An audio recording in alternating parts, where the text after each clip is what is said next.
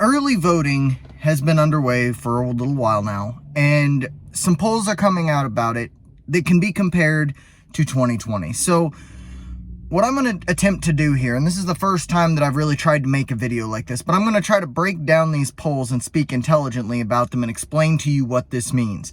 Overall, it looks very good for Donald Trump, but take a look. So the first thing to be noted is that on a poll that USA Today put out, Harris leads Trump by 62 to 34%, which is not surprising because Democrats vote early overwhelmingly more than Republicans usually. So 62 to 34 is the number. Now, it's important to remember, in fact, I'm going to show you a reference on that, and you can read it for yourself. I've highlighted the relevant part. The whole article is linked in the description.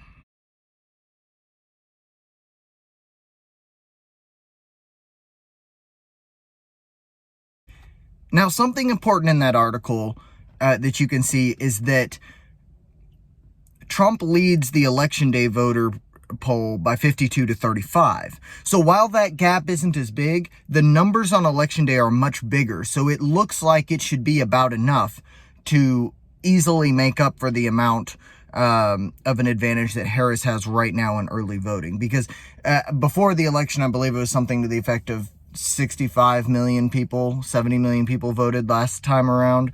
And then overall, it was like 150 million that voted.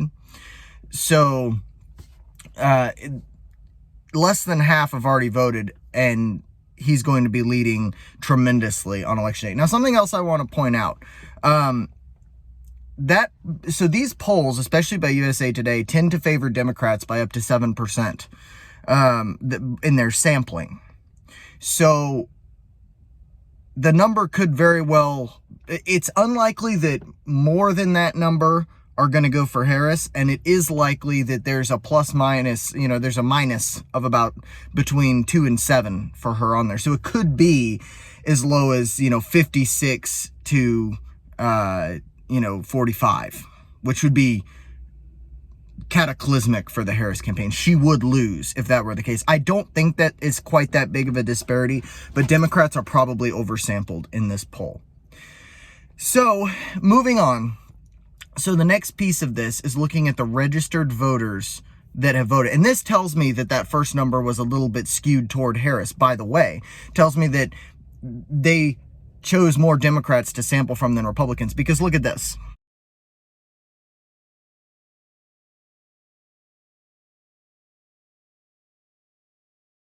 Now, you can see the registered voters, it's only 52 to 39.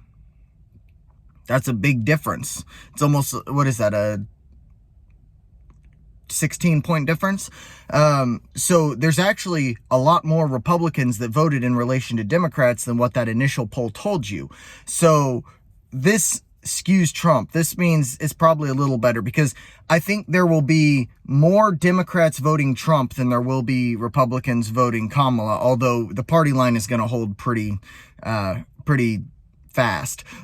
So the reason I say that, by the way, is that the advantages that Democrats have are among black people who tend to be registered Democrats and women who tend to register Democrat.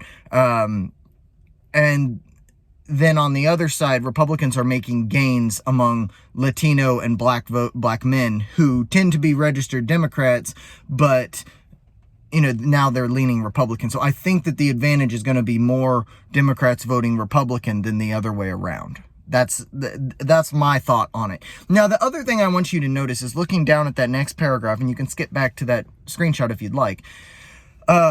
In the swing states, there are very close margins for early voting. This is the worst news for the Democrats, because in 2020, every one of those swing states was double-digit leads for the Democrats in early voting, and it's not.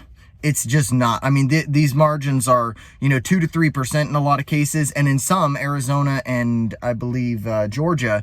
No, not Georgia. Arizona for sure, and I don't remember what the other one was. Nevada. Arizona and Nevada. it's actually more Republicans voting. So this is actually a huge deal. This should scare the daylights out of the Kamala campaign. And now the last piece of information to show you on this is the comparison to 2020.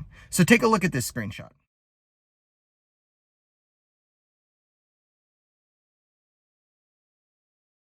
So what this is telling you is that on October 16th, about 10 million people voted, and it was 2-1 Democrats.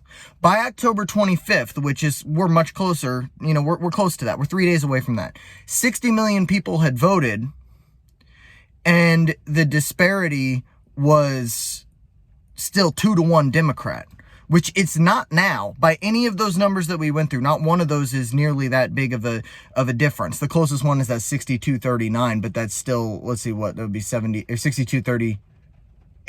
So it would be 76. So we're still 15 points more in Republicans' favor than in 2020. Now, the other big number is there were 60 million early votes by the 25th. Right now, we're at 14.5 million.